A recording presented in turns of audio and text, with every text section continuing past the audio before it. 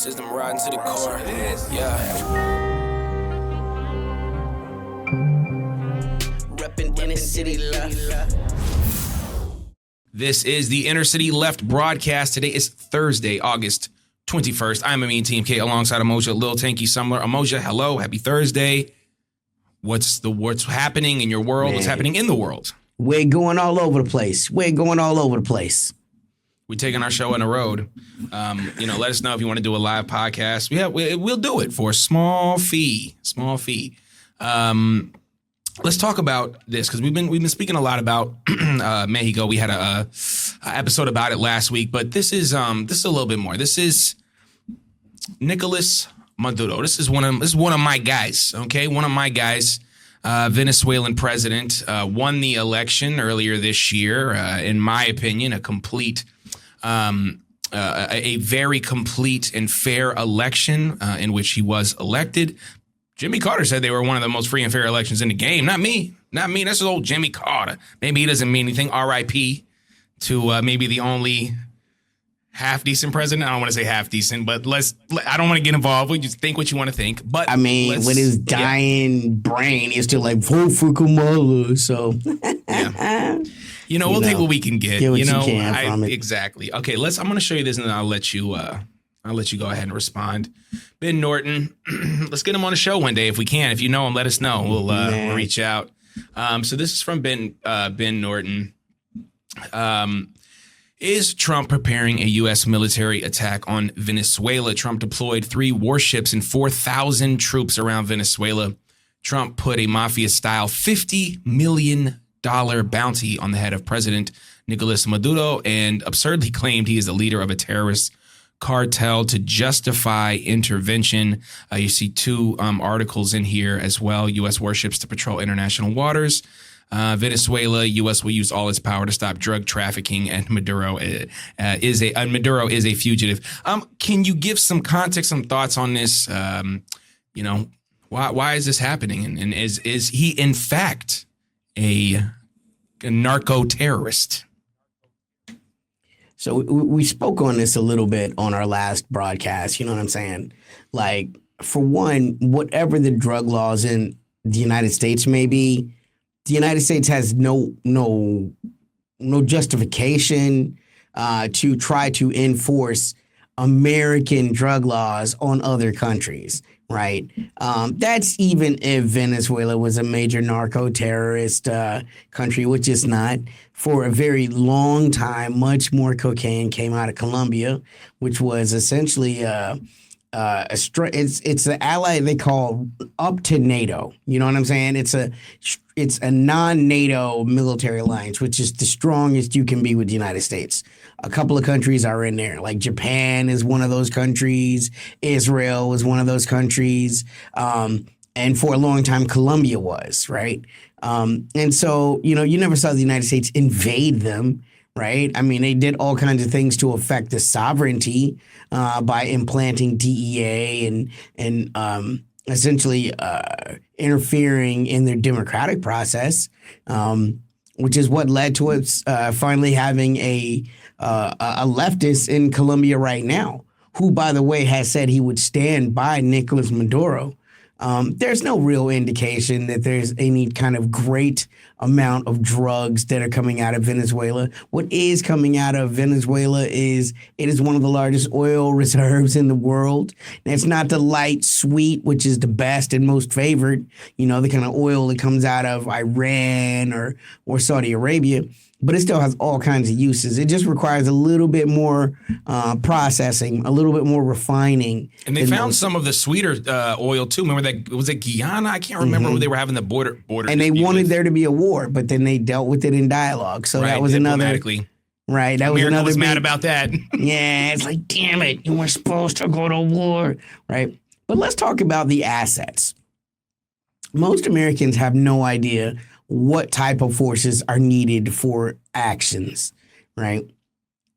There are currently 50,000 Russian soldiers outside of, what is it? It's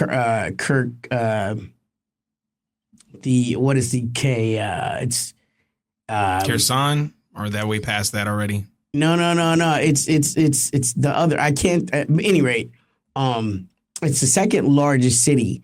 Kirkuk, maybe. It's right outside Kharkiv. There are 50,000 Russian soldiers outside of Kharkiv right now. That's not good. That's not enough, though. You see what I'm saying? Oh, I see. 50,000 are not enough to take a city that's the second largest city inside of Ukraine, right? So when Americans are talking about 4,000 soldiers and a couple of warships off the coast of like what kind of threat is that supposed to be? Like, either the United States foolishly believes they can conquer a country with 4,000 soldiers and a couple of ships, right? Do they have Aragorn and Gandalf with them? Right. Like, Army of the Dead?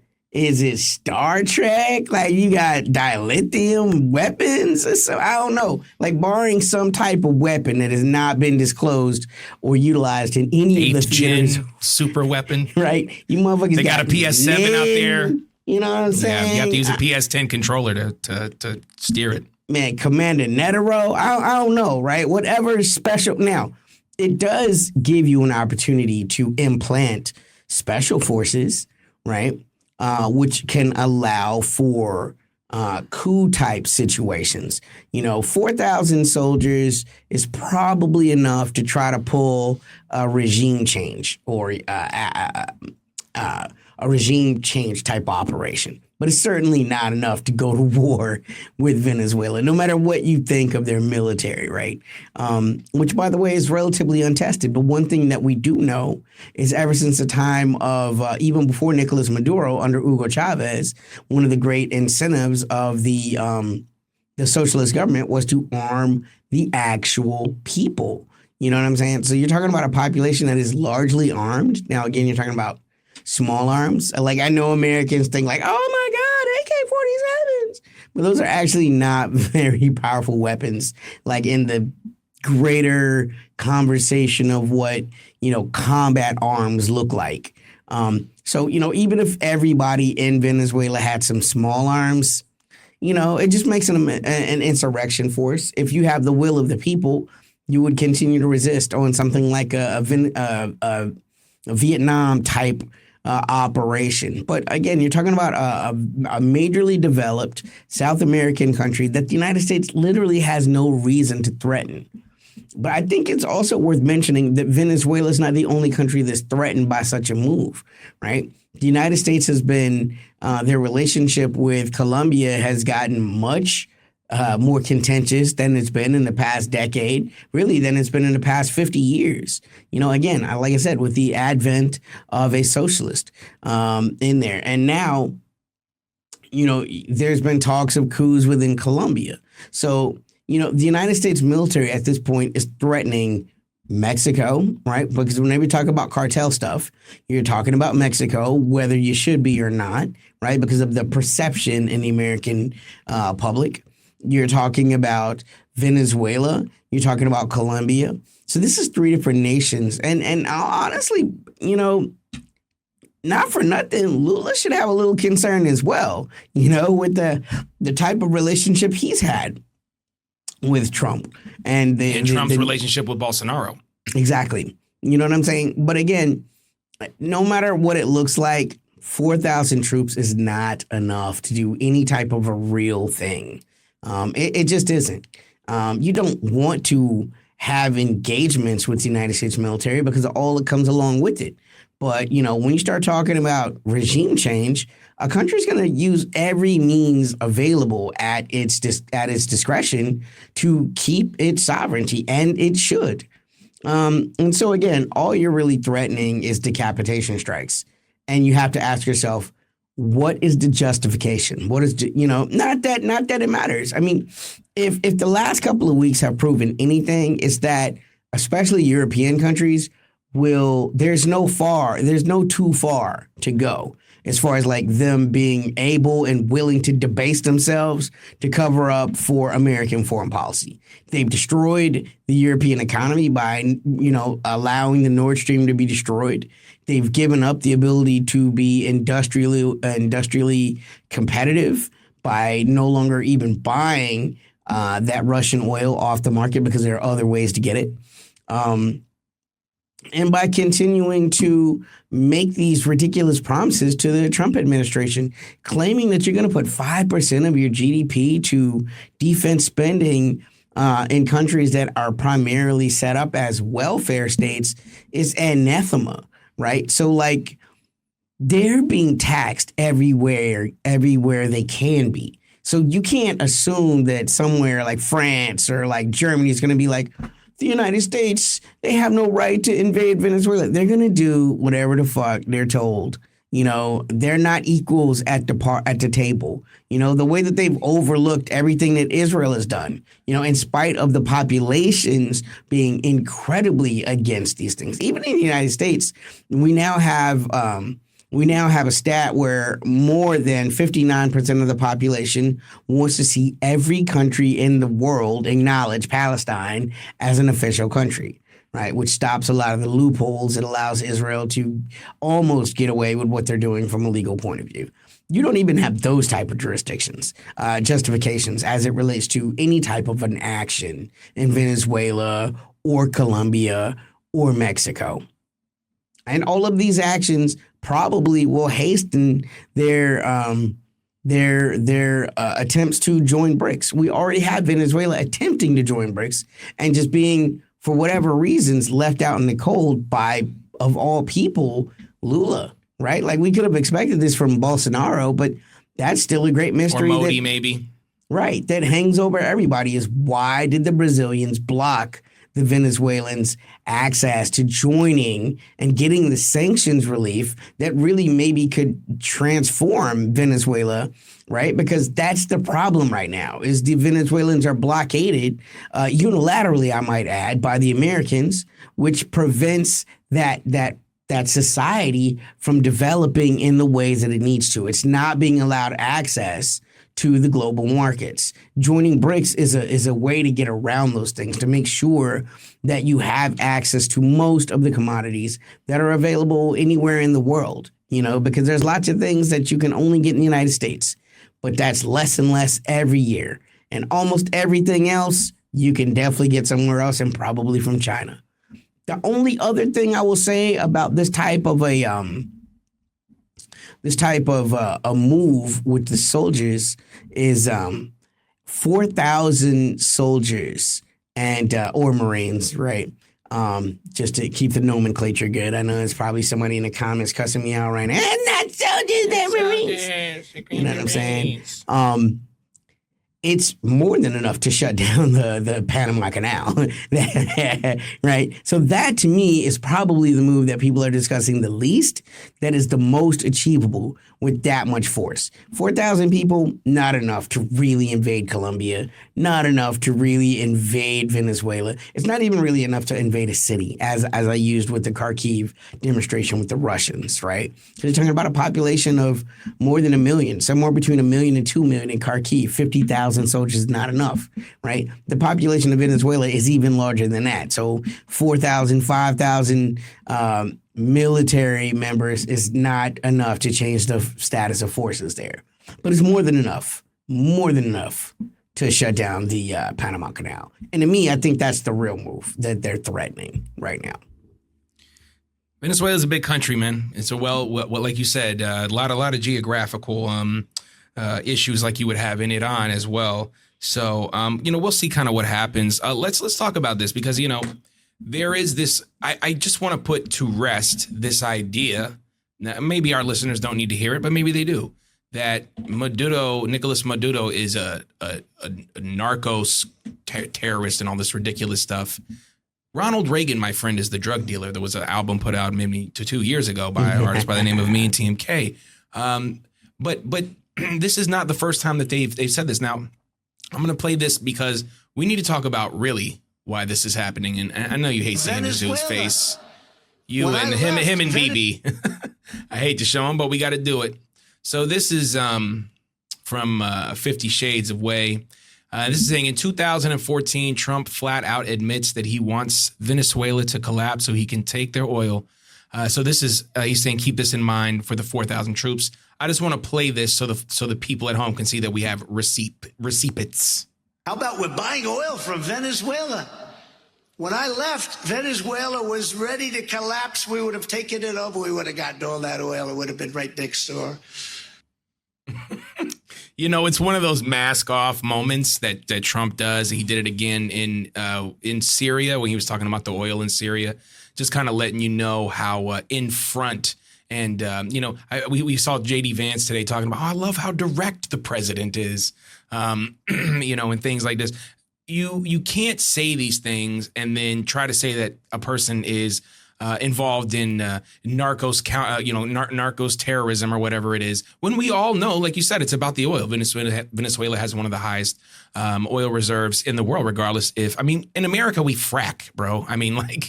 You would talk about the worst energy that you can kind of get, but let's, I want to show you this because, I'm a big fan of Claudia.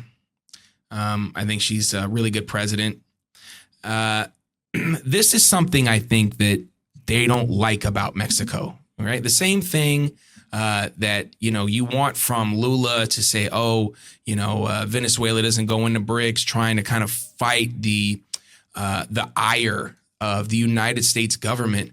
But here we have Claudia Sheinbaum saying that there is no investigations underway. That was trying to say that there was into the drug cartels, and this is something that I hear in terms of the critiques of Claudia Sheinbaum, that she talks to the Sinaloa cartels, or she talks to the cartels, that she tries to work with them to try to bring together. Sorry if you see my cat here, chicken. Her tail is popping up. But anyway, they again, and it's just built off racism, right? The people in Mexico, the people in Venezuela, they're drug dealers, but your country in of itself, the United States of America, is one of the largest producers and users of illicit drugs in the world, and has some of the most incarcerated people for those drug moves. Just your thoughts on Claudia kind of pushing back here, and are we going to see some sort of solidarity here in Central and South America? What do you think? This is important, right? This is important. It's so easy to be like, we knew they were innocent, but we didn't want to risk ourselves, right? We see that happen every day just in social justice circles. You know what I'm saying? But to challenge the United States in this way, to say, I haven't really seen any indication that that's what Venezuela is, right? That's important. We need people on the record early, before the shooting starts, to say, this sounds a little bit like, I don't know, not real. This sounds a little fake, because it's important. Lives are on the line, and it'll be regular people whose lives are disenfranchised the most. You're talking about a population of 28.5 million people. That's as large. That's as large as well. It's probably larger now than Ukraine. You know what I'm saying? How many people live in Texas? I wonder. Right. Yeah. Or California. Yeah. I don't think that many. Right. So these are the threats, right? When we're watching these things happen. And again, it's just an easy. Most Americans can't find Venezuela on a map, sadly. Not trying to be mean. It's just the truth. It's someplace down south is what they'll say. You know what I'm saying? So they're they not a whole don't lot of care. Informed. Right. Right. Exactly. When Americans hear Mexico, Venezuela, they think, Cuba, whatever, right, all the same. MS-13 is like, that's a Central American gang that actually formed in the United States. In the United States prisons, kind of organized them, and then deported them, and then they deported that culture back to Central America, which, by the way, Venezuela is South America. Again, these are the reasons why you're seeing a Latin American Secretary of State. He has essentially become the de facto emperor of the Americas, and he checks in with Trump, and Trump gives him the dictates or how we're going to move around. Watching Marco Rubio move in this way reminds me a lot of General MacArthur. How he just made Asia this is my place, and I run it here. And we knew that moves like this were coming. You know, when less than a month ago, we had Marco Rubio calling, the duly elected president of Venezuela a narco terrorist. We knew where they were going to go with that because the war on drugs never ends, just like the war on terror never ends. You can't really tie any terrorism to Venezuela. So how can we do it? Let's say drugs. Yeah, it's time to handle all the drugs. And this is from the same people who are like, we don't want a bunch of people entering our country illegally. We want to get rid of immigration. And when you sanction a country and you don't allow medical supplies, or you don't allow all these things that, like you said, only the United States can produce into your country, well, it's going to lead to a refugee crisis. So that's what's happening in Venezuela. And again, I think Joe Biden was trying to do his best to spin it like, oh, yeah, these Venezuelans, they're coming over here because Venezuela is so bad and all this stuff. And it's just a complete non-recognition of the fact of, the blockade. And you can talk about other countries, Cuba. I mean, places like China, Russia, Iran, they are big enough to maybe skirt through these sanctions, even though they have a difficult time in themselves. And Venezuela cannot thrive, and it would. I think it would. I think Cuba would thrive as well. Colombia, even places like Brazil and Chile, who are kind of struggling with their own leftist movement. We didn't even talk about Bolivia, which we could have talked about as well. Possibly sort of losing the leftist leadership there. So there's always a constant kind of struggle with Central and South America because, like you said about Colombia, back. Yeah, it's a playground for the CIA. You said that before. Yeah, I mean, and they utilized the Monroe Doctrine, which we all learn as young Americans, was this noble thing that President Monroe put up to protect Central and South America from those evil colonial Europeans. When the reality is there's nothing more paternalistic than the Monroe Doctrine, and quoting it and seeing people when they claim to be leftist and liberals quote it is even more gross. Because essentially it says de facto, the United States has final say on anything that happens on any country on this hemisphere. This is ours. This is our sphere of influence. You know what I'm saying? And that's an incredible leap, right? It's that same thought process that leads to Trump saying things like, we'll take Panama, or we'll take Canada, or we'll take, Greenland, or, right? They're all still tapping into this Monroe Doctrine kind of greater America destiny, which, why would Israel look at this and not think, yeah, we'll do it too, Nah, total facts, and it's tough to watch it happen over and over again because this is been a long historical run of America destabilizing leftist countries in South America and Central America and the Caribbean as well. I think we were learning about Grenada. I was learning about Grenada. You were trying to help me kind of discuss what was happening. What a ridiculous, kind of casus belli to invade a place and all those other things. People get to choose what they want for their government or their economic system. And America, again, worry about yourself. Worry about your own country. I think drug use I guess America's really against Taiwan and Chiang Kai-shek. And I'm sure they've never participated with a drug lord or anything like that. I'm sure they didn't want the Taliban out of Afghanistan because it was hurting the opium production. I'm sure none of those things are true. Anyway. And Venezuela doesn't have a drug problem. The United States has a drug problem. China doesn't have a drug problem. The United States has a drug problem. Mexico doesn't have a drug problem. The United States has a drug problem. Heal yourself. Don't heal you by trying to fuck me up. I don't got nothing to do with what you're doing to yourself. And the reason why the United States has drug problems are so many. I mean, it is a plethora amount of reasons, but most of it has to do with people trying to escape the American condition. Until those root causes change, right? See, now we sound like Putin talking about root causes. America never wants to look at the root causes of why things happen and why drugs are the escape of choice in America, of many. Yeah, that's a fact. It's hard to go through this world sober. I mean, with the intense reality of the United States and so many more people homeless and being shot by police, rounded up by ICE, all these other things. I can absolutely see why it is difficult for people to go through this world, at least this country, in a sober fashion. I certainly partake here and there.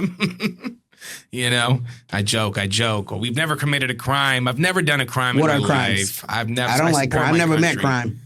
I've never done anything illegal in my life. Let's give a shout out to our podcast listeners. We're available everywhere you find podcasts, Apple Podcasts, iHeartRadio, Spotify, all that good stuff. Hit us up on innercityleft.com. Fables, Foibles, and Other American Sins available. We just dropped a song, Blitz package, yesterday. Patreon.com/innercityleft. That's where all the goodness happens, all the hotness happening. Appreciate every single body who participates.